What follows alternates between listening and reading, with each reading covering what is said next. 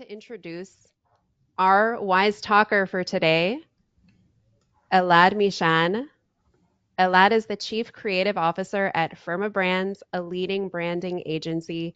He brings over 20 years of experience in brand development, mentorship, and creative leadership with a deep passion for transformation, whether in business, design, or personal growth. In the course of his work at Firma, he has helped shape the identities of companies and organizations through strategic storytelling and design.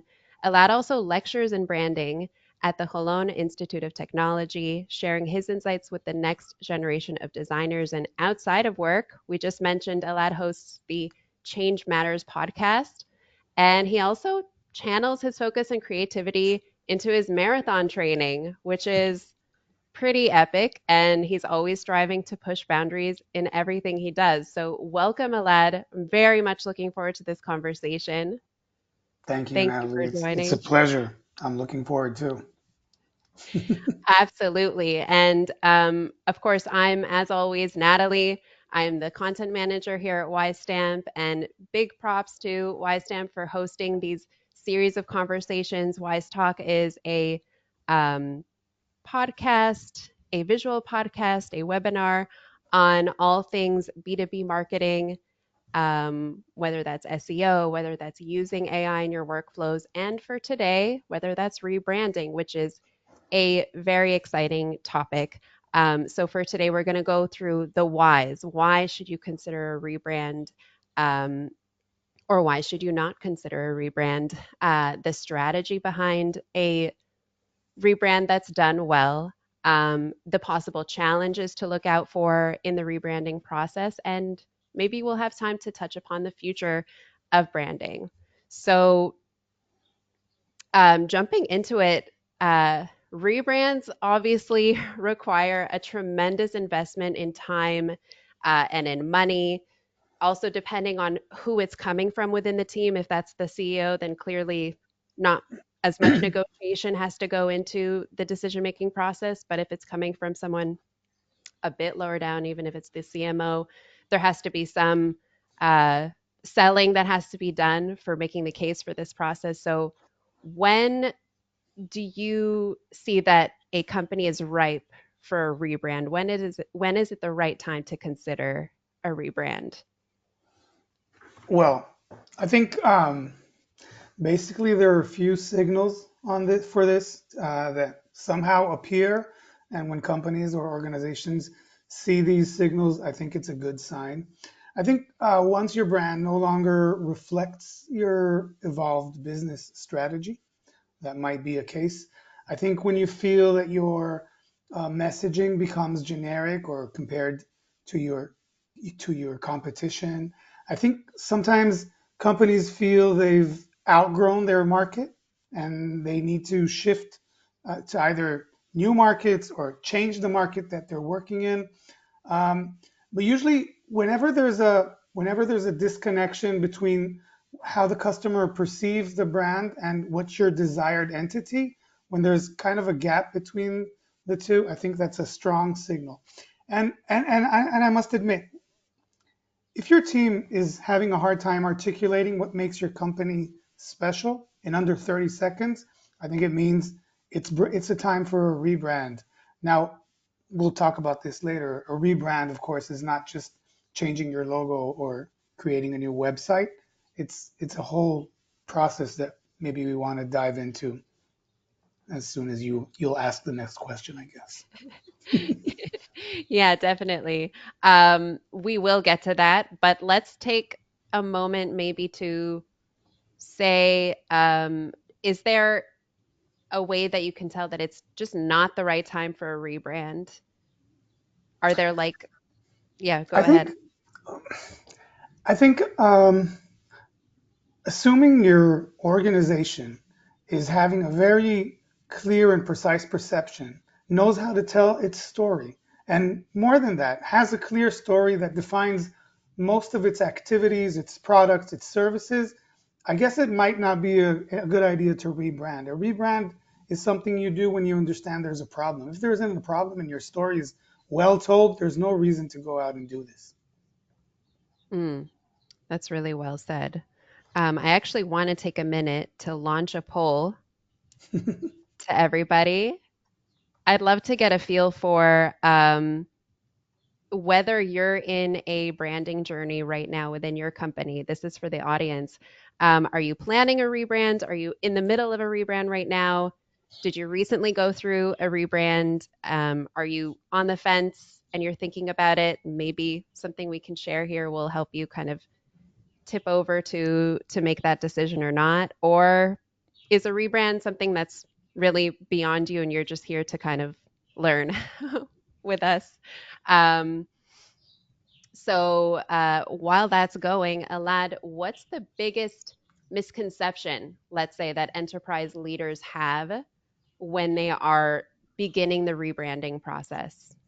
Yeah, I think the biggest misconception, and I've talked about it just a second ago, it's when people think it's primarily about some kind of visual change. I mean, I love the fact that 7% are still stuck with their 2006 logo, but I must admit that when you rebrand, it's not just a matter of changing the logo. I think sometimes leaders approach this thinking that maybe a good logo and a good website, that's what's required to do a rebrand, when actually it's an effective, I think it's to be effective rebrand, it means you have to examine the fundamental market positioning, you have to check your value proposition, you have to evaluate the customer experience. It's not just a cosmetic surgery, okay? It's more of a organizational therapy, if you like. And I think it reveals who you truly are or who you aspire to be. That's what a rebrand is actually about. I think when leaders treat a rebrand as some kind of a facelift, they miss out on the opportunity for a real transformation.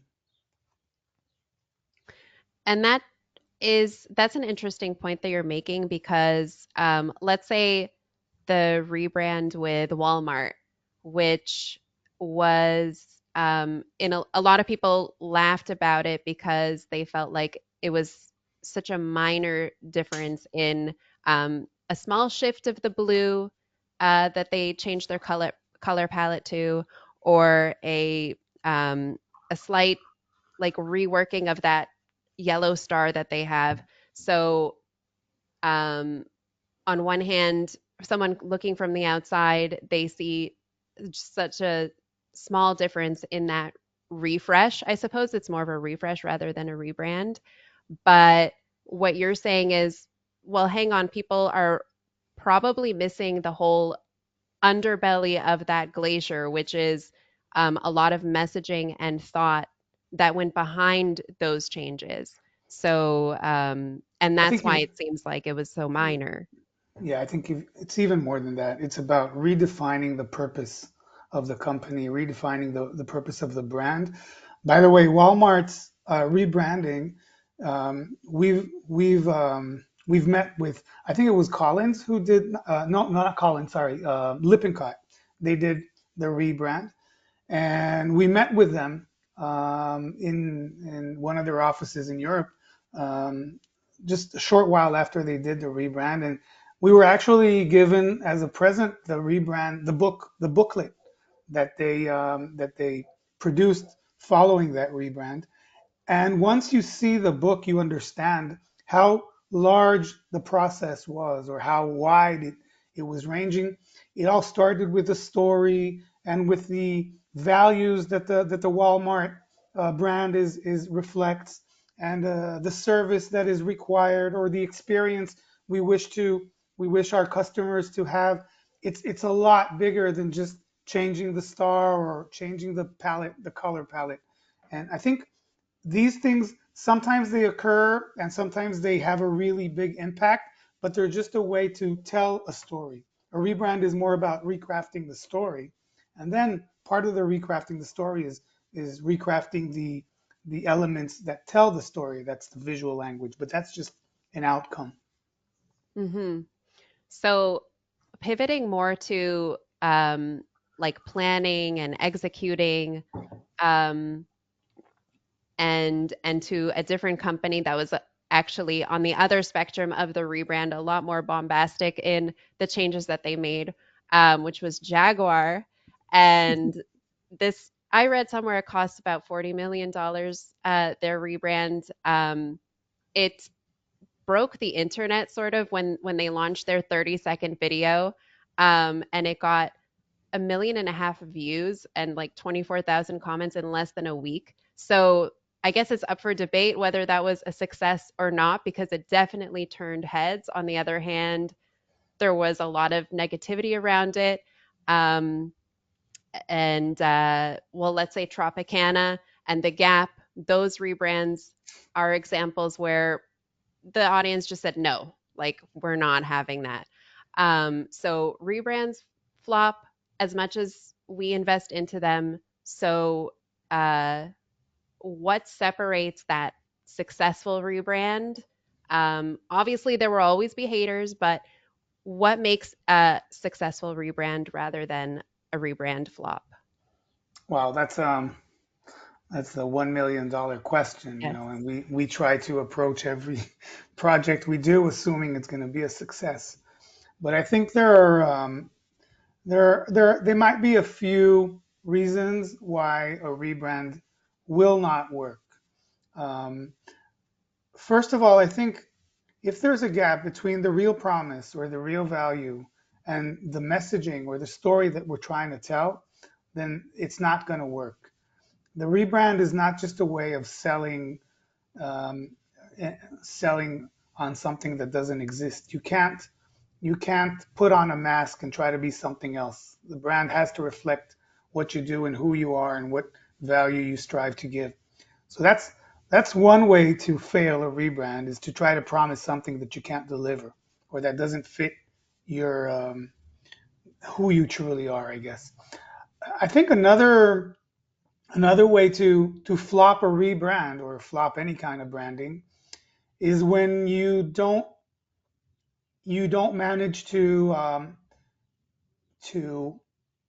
educate, okay, your company or your organization as to what the story is and how they need to tell it to the audience. Okay. And it's not just a matter of messaging. Because if you have a rebrand and there's a really strong core idea behind the brand, it's not just what you say, it's also what you do, what kind of products you develop, what kind of experiences you create for people. And if your own people in the organization don't know what we stand for or what the brand stands for, you haven't managed to educate them or inform them or give them tools to work with the new brand, then it doesn't matter if you pay 4 million or 40 million or whatever. The brand is not going to succeed because nobody's really telling the story correctly. So I guess these are two big issues that you have to understand in order to make a rebrand work. You have to be true to who you are, I guess, and you have to make sure that everybody joins the ride and knows what you're trying to say. And we want to make sure that the company culture itself is aligned, and we want to make sure that all the stakeholders are on board with the decisions that are made. On the other hand, too many cooks in the kitchen. So how do you help companies to navigate that? Um, okay, I must admit that there can be a lot of challenges when you do a rebrand that might get you off track. You've mentioned one, which is, of course, when there's too many stakeholders and a lot of ideas or thoughts within the room. But that's not the only challenge you have. A lot of the challenge you have is maybe some misconceptions, internal misconceptions about the company. Sometimes you have people who are not aligned on the process or not aligned on the goals of the process. And and I think in order for us to really have everybody on board, we must rally around an agreed upon strategy. Okay, and when you want to agree on the right strategy, you have to evaluate three basic things, I guess. You have to truly understand what your company is. That's what we talked about just a minute ago. You have to truly understand your audience. What are their pains? What are their needs? What are they longing for? And what are they frustrated with, I guess? And last but not least, you need to understand the market. You need to understand the competition. You need to understand the category. I think once you make a clear or you establish a clear idea or insights out of all these three, who you are, who your audience is, and what the competition looks like, you manage to create a very strong and tangible strategy or core idea or story that is unique to you, that has some value to your audience, and that is differentiated within the market you're working in. Once you establish this strategy, I think you can have more and more people on board because the goal is very clear. It's not a matter of opinion. It's not a matter of taste. It's the matter of defining the right strategy and working or moving forward to implement that strategy. And so when you're assessing the current brand equity, um, whether it's elements within the palette, whether it's design elements that are used throughout um, everything from website assets to landing pages to social media and sales enablement assets. So, how do you go through the process of deciding what do you keep and what should be refreshed or swapped out? This is a very good question. I think we need to treat the brand equity, or at least we do. It's a pretty sacred ground, okay? But it's only that if it serves the future. Whatever doesn't serve you in the future is probably not something relevant.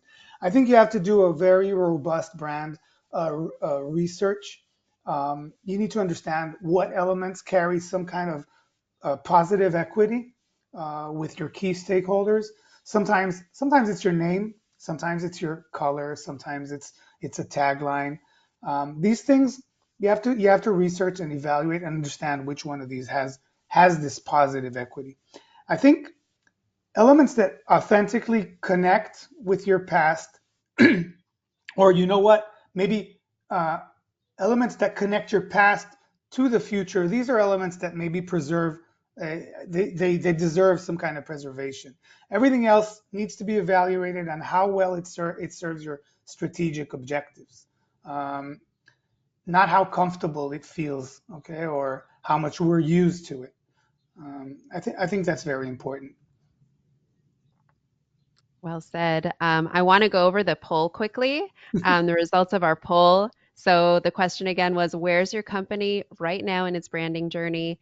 10% of you guys are planning a rebrand, 32% are actually in the middle of a rebrand right now. 15% of you recently rebranded, and 35% are thinking about it but not quite ready yet. And 8% of you are not quite considering rebranding at all. So thank you guys for that. So far, no one has entered in a question, so I'm going to continue through. Let's dive into what rebranding is. So we said it's not a new logo, it's not a new website. It needs to be felt across every single customer touch point.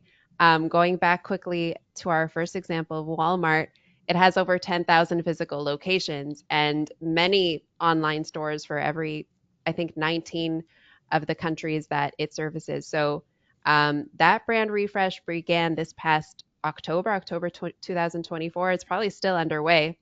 And what kind of checklist, Elad, do you have for rolling out a rebrand holistically, or um, or is it not like a simple checklist of things that you do after the brand? It's actually, does it inform the actual rebrand process? You are first looking at all the assets where the brand lives, and then based off of that, you're building out the brand. Does that make sense?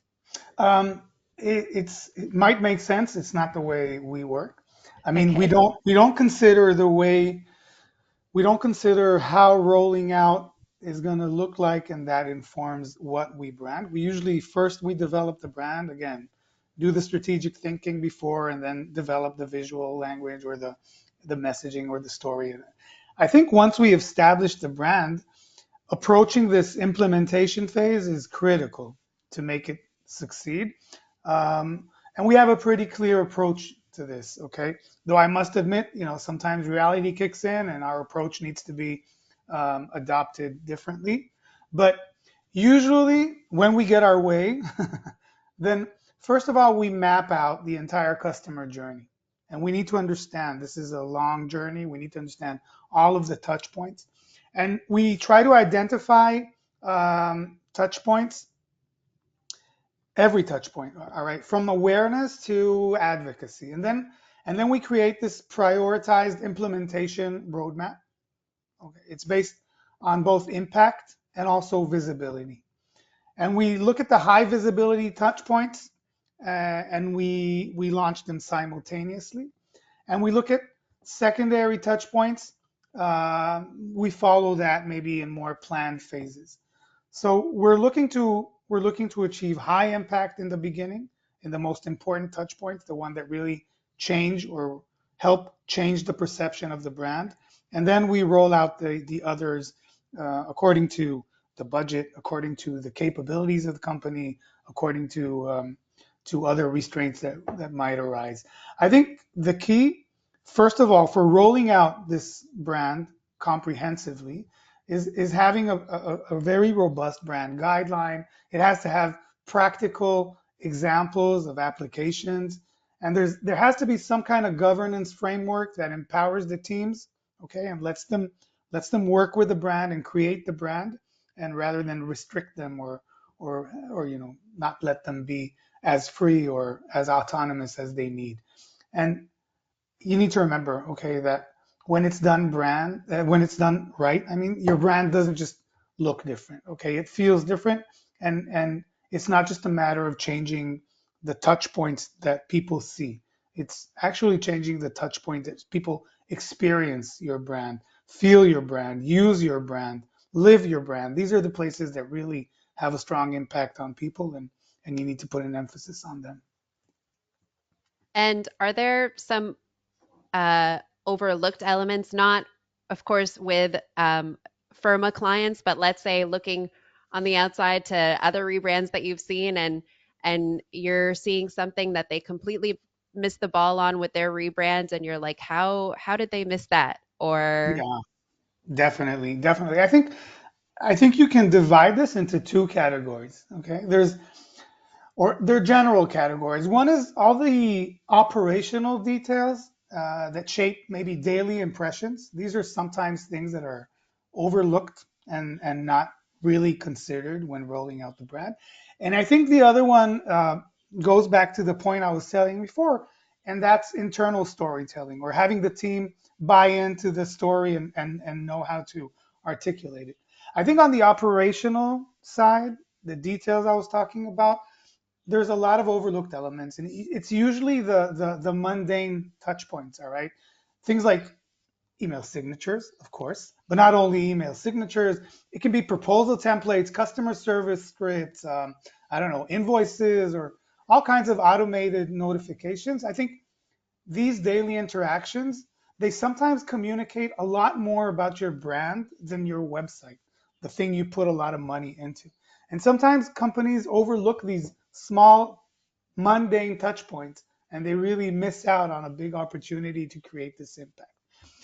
Then there's the other category I was talking about, and that's everything that has to do with the internal storytelling. Okay, things like neglecting your sales and marketing's team ability to maybe articulate the rationale of their rebrand, because if they can't explain why the rebrand matters to customers, then why would the customers ever be able to understand it themselves? Um, and that's really a point where sometimes it's overlooked, as I said in the beginning, and it's a shame. I mean, it's a shame when you put in so much effort into creating this new brand, but you forgot to, or you didn't forget, but you didn't put enough effort in having everybody aligned with the brand, and then they don't they don't tell the story as well. and how would you recommend getting everybody internally on board? Okay, so this is something we do once we finish a rebrand process. again, we're talking about rebrand or branding from start. It doesn't really Mhm. matter. But once we finish this process, it's crucial to have at least the most, the senior management of the company, maybe the mid management of the company. We actually conduct workshops, and in these workshops, we call it branding by doing. We start, we present the new brand story, and every one of the senior managers has to see or has to start struggling with how does he implement this story within his sector of or field of expertise. Okay, if this is the HR manager, then how does he or she take this story and create the employee profile, or how does he or she create the onboarding process that aligns with the new story of the brand? And that's just the HR, finance, product, I don't know, operations.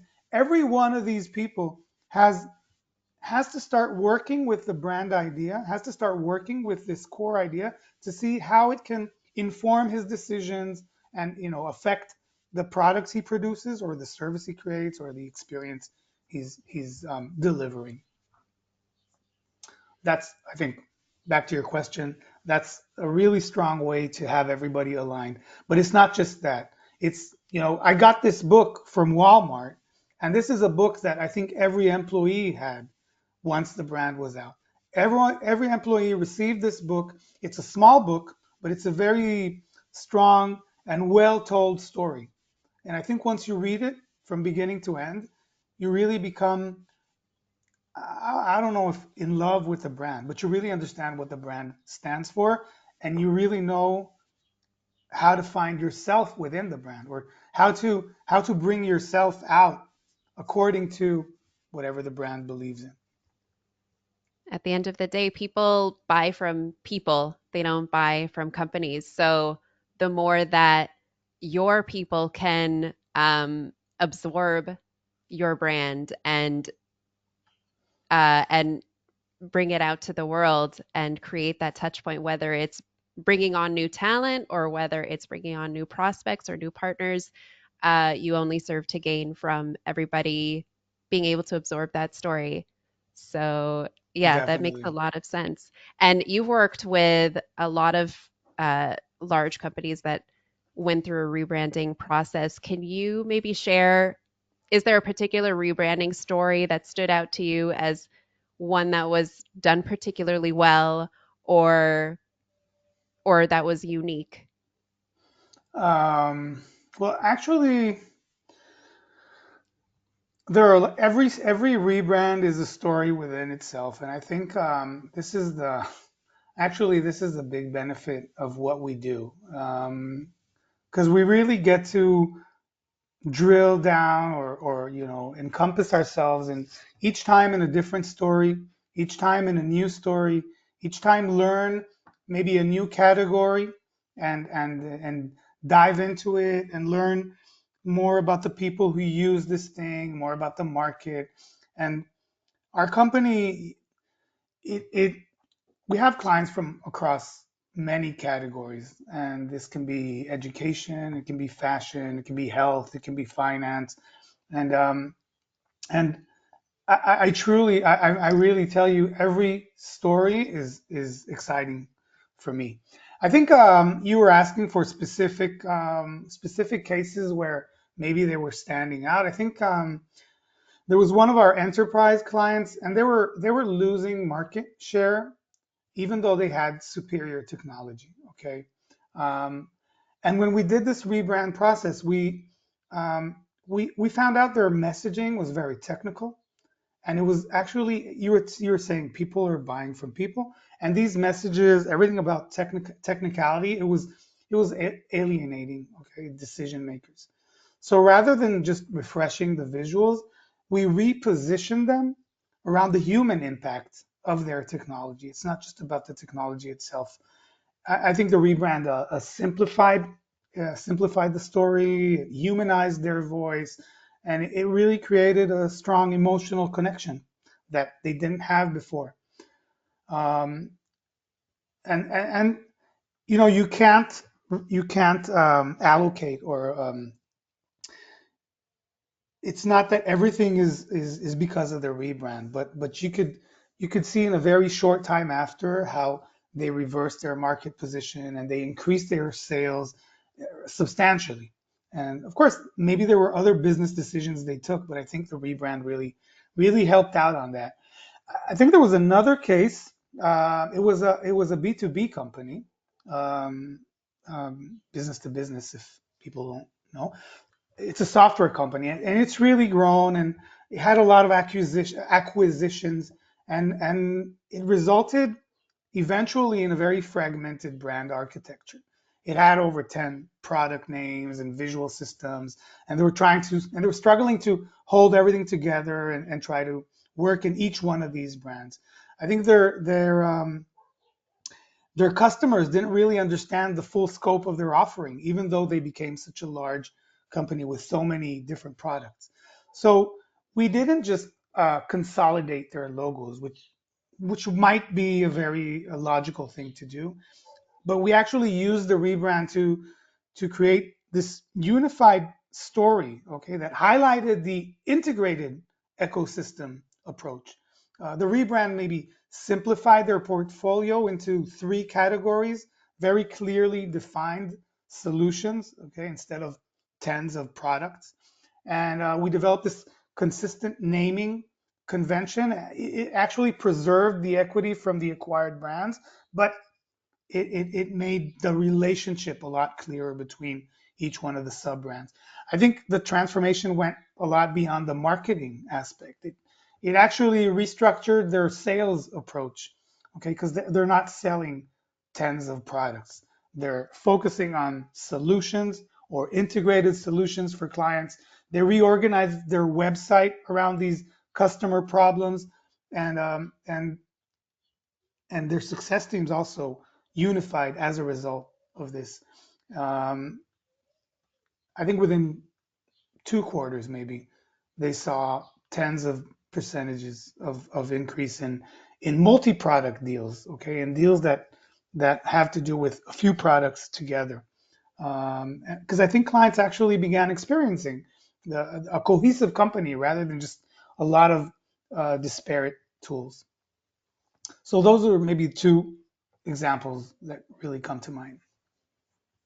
Wow, that's very compelling in terms of a rebrand done well, and I'm sure it's very much thanks to the the Firma methodology. Um, we have a couple questions here. Let's take a moment to answer. We've got one from Michael. We're currently in a rebrand, and I feel that the concept is wrong. We love the colors and the visual identity, but the concept of the rebrand doesn't position us for the future. The question is, how do we proceed? Should we finish the project and or revisit this again in 3 years? We already spent a fortune and wasted too much time on this project. Okay, so I'll give the easy answer for me, but the hard answer for whoever is asking this question. It kind of like reminds me of, you might be reading a book where you really like the sentences themselves. I mean, they're written very well and the vocabulary is very rich, but then you don't understand the story. Okay, so now the question is whether I should read the entire book or should I stop? I think if the story is not clear, the colors or whatever the creative concept was developed that people like, it's actually just a means to express an internal story, a concept. And if this concept is wrong for the company, it doesn't matter how nice it is or how much people like it won't deliver on the strategy. Again, I'm going back to the strategy. The concept has to serve the strategy, not the colors don't have to serve the specific tastes of whoever's making the decision.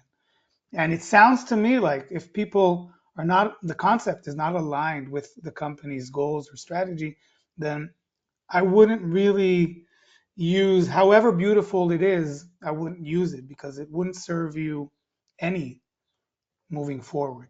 You won't be able to take this rebrand and leverage it to reach new markets, to really create an impact that has to do with the value you give rather than the way you look.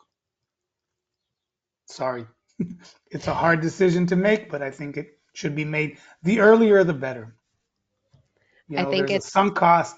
There's the sunk cost fallacy. Okay, that you've invested so much, you don't want to stop or you want to keep going.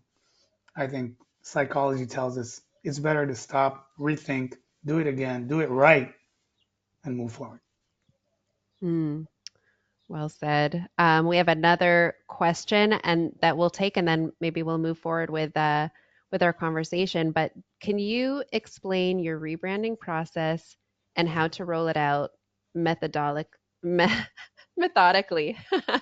I got tripped up by that word. Also, what are the core items of a rebrand, and what is considered secondary or optional? This is from Justin Kirkland. Thank you for your question. Okay, Justin. So I can speak for ourselves only, and I mean I know how we do things. We've developed a methodology that speaks about the BCI. What is a BCI? It's a brand core idea. Okay, um, and it's more than a brand core idea. Sorry, it's a business core idea. Now, this business core idea, as I said, is established once you understand who you are, who your audience is, and what the market looks like. Once you establish this BCI, it informs the decision in four categories, okay? More than just the brand. It informs how the brand should look. It informs what kind of products, oh, look at that. It informs what kind of products you develop. It informs the service you give, which is not necessarily the product. Sometimes the service is totally different than the product. And it also informs the internal culture of the company. Now, these are the four pillars that we base the BCI on. When I said we take a company and we try to have them brand by doing, then we take these four categories, we give each one of the senior management a category to take care of, and these are the four pillars that they need to work within. These are, by the way, the areas of expertise that we also offer our clients. So it's not just a rebrand as in what is the visual system or what is the messaging.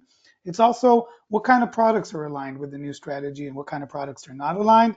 How do we develop a product? If it's a digital product or a physical product that is consistent with the brand we've created. Same goes for the service we create or for the culture that we internally build.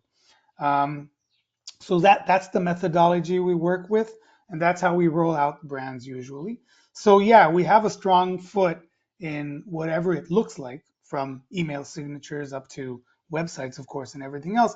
But then we have also a strong foot in what the company does, not just how it looks.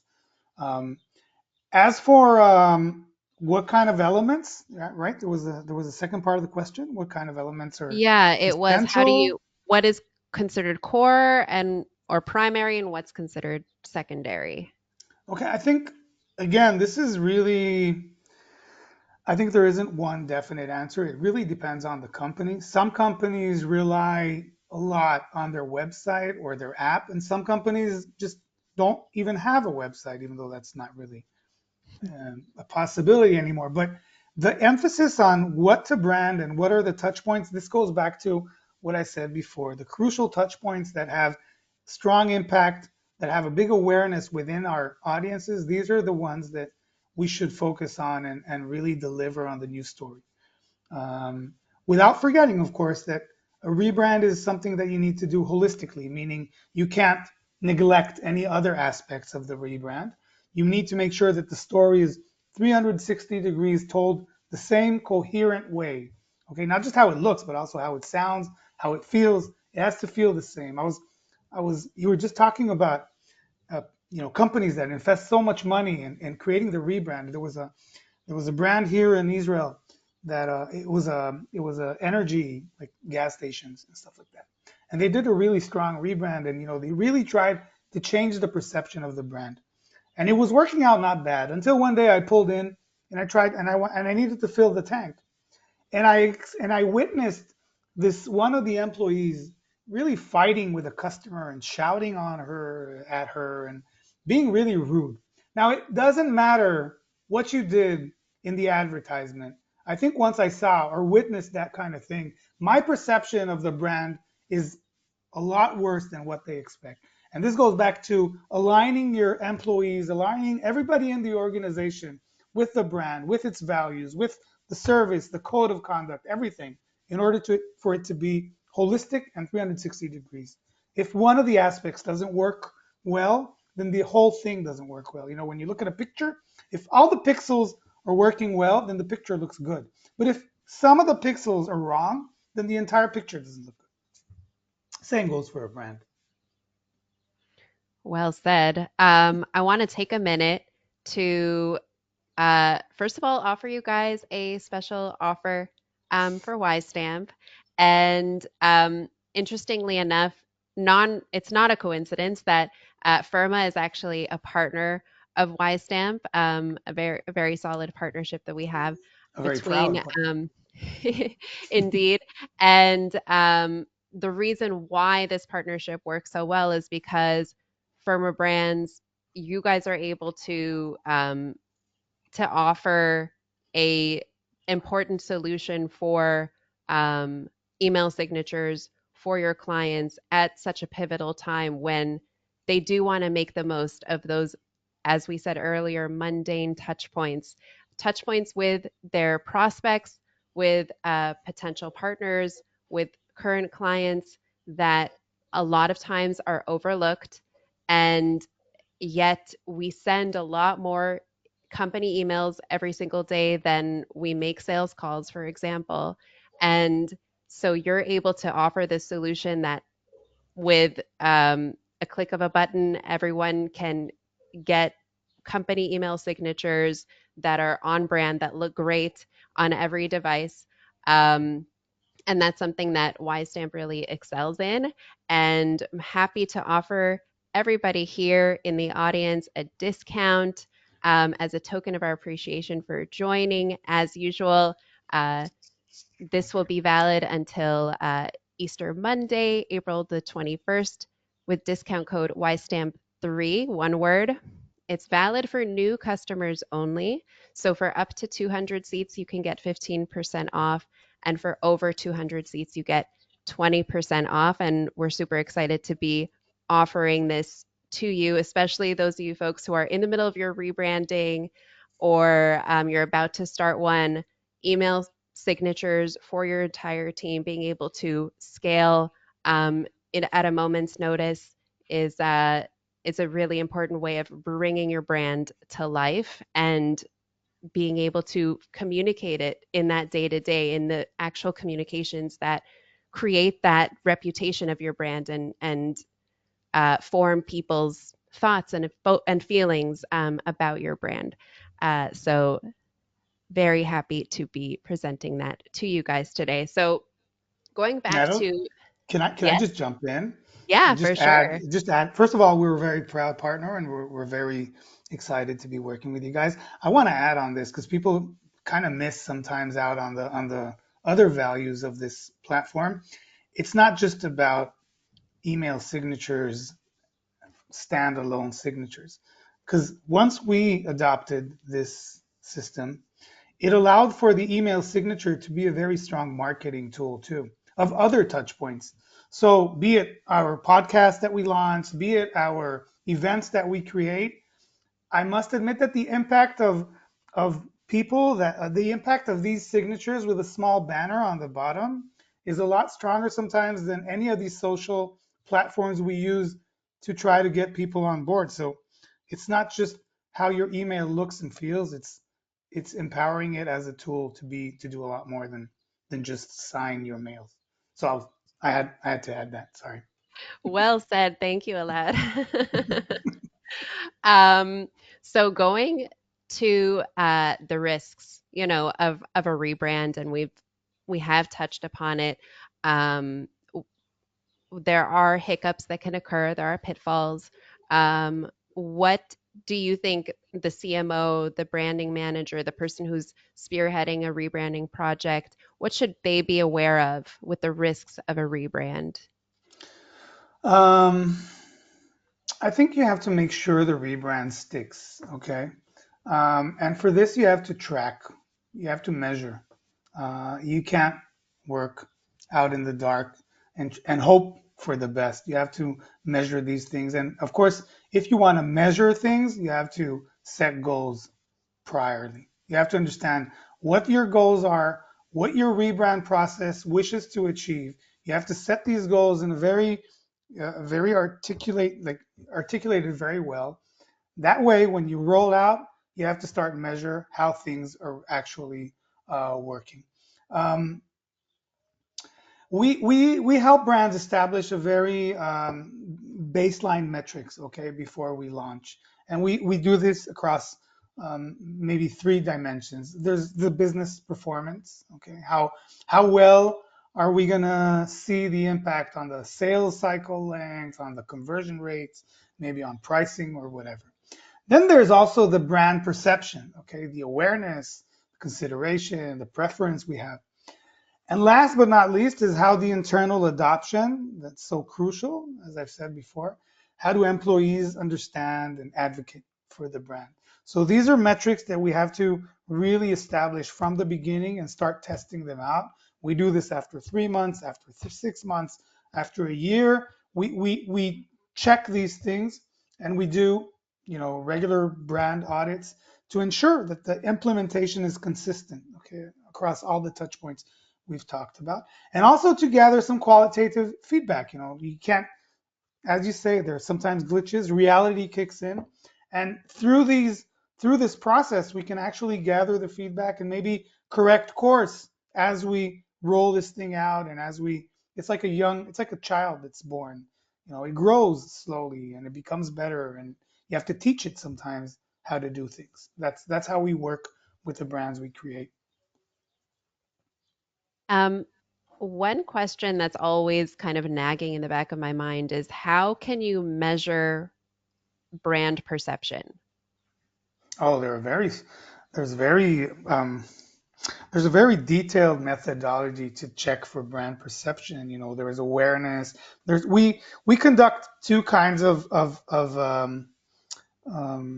research. One is qualitative and one is quantitative.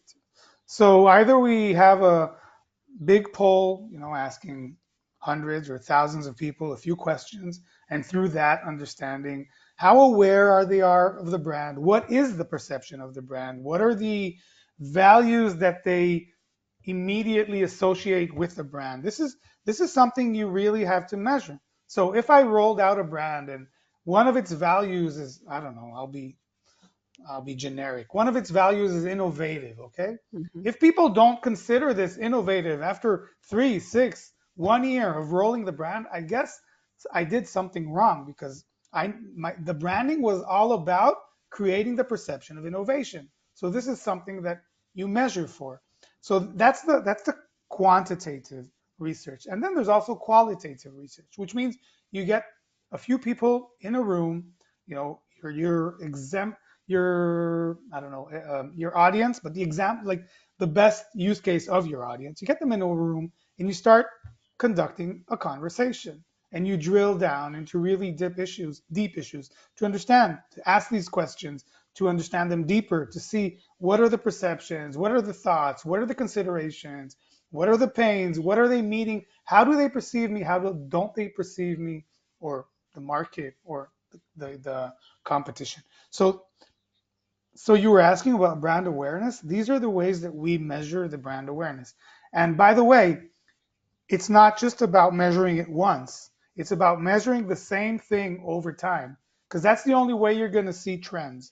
You don't really need a one-time answer. You need to see some kind of trend changing. So if I asked about this innovation and I had only 20%, okay, considering innovation as one of my values, if after 3 months, after half a year, I have 40% people considering, 60% considering, then I'm starting to see a trend. I'm starting to understand that I'm in the right direction. And the same goes for maybe bad trends, things that are not going well. I need to understand, I need to course correct. Yeah, this is a big fear among CMOs is let's say they need to do a major rebrand and change the business name. Um, and somebody, this actually aligned with Julie's question of um, how do you let your customers know you've changed your name or rebranded without, she says, losing them in your newsletter, but oh, how do you announce that in your newsletter? I guess that's one way. I'm not quite sure if the question is in the newsletter or in general. Um, but okay, Monday.com, they took a big leap, and their original name was DePulse, and it was the subject of a lot of jokes. And they even, when they announced their name change, they cut some footage of news reporters that were like on air. They were saying, "How do we pronounce that? What does that mean? Why do you have this name?" So clearly, changing from DePulse to Monday.com um, made sense, and that was a good decision. But of course, that's with hindsight, 2020. Um, so clearly, there was a process there that they went through. There was a risk that they took, um, but it doesn't look like they lost traction or brand recognition. Clearly, there were steps that they took to really hold um, that brand identity and run forward with the new name. So um, I know that we're really pressed for time, but what steps can brands take to make sure they don't lose that traction in the market, and to have that upward swing that we want to see with this kind of drastic rebrand of a name change, for example? Yeah, sure. I'm going to touch on that in a second. I'm just going to say that Monday, I'm pretty sure that the change of the name is strongly a result as from a new strategy.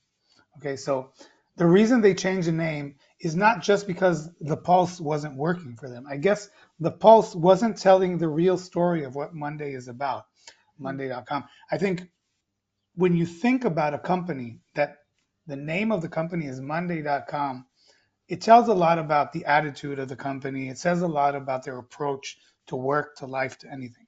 So that's again aligned with the strategy, which I don't know, but I assume it's part of that. Now, look, when you're changing name, I think you have to have a very thoughtful transition strategy, and this transition strategy includes a few things. First of all, I think overlapping communication periods. Okay. So you would have a period where you would have overlapping names. Okay. It might be this X formerly Y, or Mhm. you would have these two together. Maybe you would consider overlapping them together where both identities appear. That helps people make the clear connection. I think you have to target um, you have to create campaigns that are targeted at existing customers. Okay, these are the people that really have to understand that it's the same company. Okay, they don't need to wake up one morning and try to look, where's the company I knew up until now. So you have to really target them in your campaigns. Are I you think talking about, just to clarify, you're talking about PPC campaigns or no, I'm talking the about general target use? the existing customers. You Hmm. have existing customers, okay? Your campaigns, sometimes you're trying to recruit new customers, but I think when you're changing a name, you have to target the existing customers and let them know primarily that you're changing the name. I think if you preserve some of your key brand equities, we talked about this in the beginning, then you actually signal some kind of continuity, and people are more, they rest assured that it's the same company and it's only going through some kind of transformation. It's not really a new company. And you can't never over communicate, okay, the rationale behind the change. You have to tell the story. You have to tell people why you're having a new name, what is the meaning of the new name. You have to keep telling them, you have to keep exposing them to the reasons. I think most importantly, maybe you have to time the rebrand strategically, okay? I think it would ideally be along with maybe some meaningful business evolution. Okay, that provides a logical reason for, or a logical narrative for the change. It might even turn some kind of potential disruption into a compelling story of transformation. Um, I think at the end of the day, okay, this goes back to the purpose I talked about. When you lead with clarity, okay, and you have a clear purpose, your audience will follow you, even under a new name. You have to understand that. So again, the name is just a reflection of everything else you do. Incredible. So, if you could give the CMOs, the brand managers, whoever is listening to this, one crucial piece of advice before they begin a rebrand, what would it be? I think it would be define success before you start. Okay. And not as a vague aspiration, but as something concrete, measurable outcomes, okay, that are tied to business performance. I think this clarity will guide you, first of all, through every decision you're making in the process. It will help you defend your choices.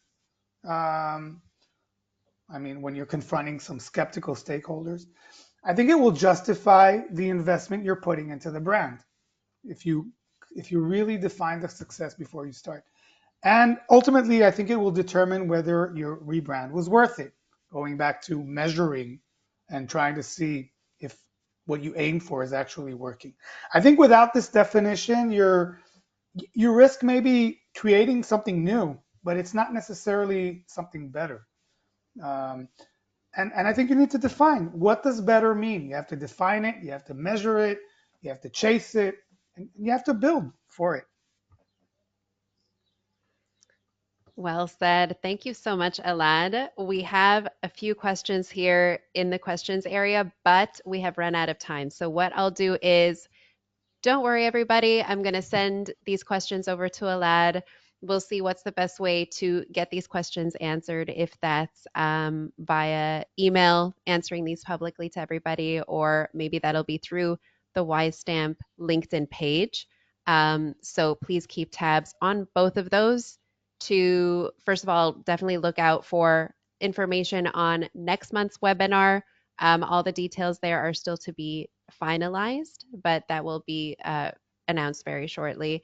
And of course, to look out for the recording of this webinar in your inbox. So thank you so much, Elad. This has been a wonderful conversation. And I think your very clear perspective on the driving factors of a rebrand have given a lot of clarity to the goals and also the um, the elements that one should consider when they are doing the rebrand. So thank you so much. This has been incredible. I appreciate your time today, Elad. Thank you very much. It was really a pleasure, and I'm always excited to talk about this. You know, someone said that if you do something you love, you don't work a day in your life. I love branding, and that's why I don't work a day in my life. That's so awesome to hear. Thank you again, Elad. Thank you again, everyone else. Please feel free wherever you listen to your podcasts, look out for Elad's Change Matters podcast, and we will see you next time.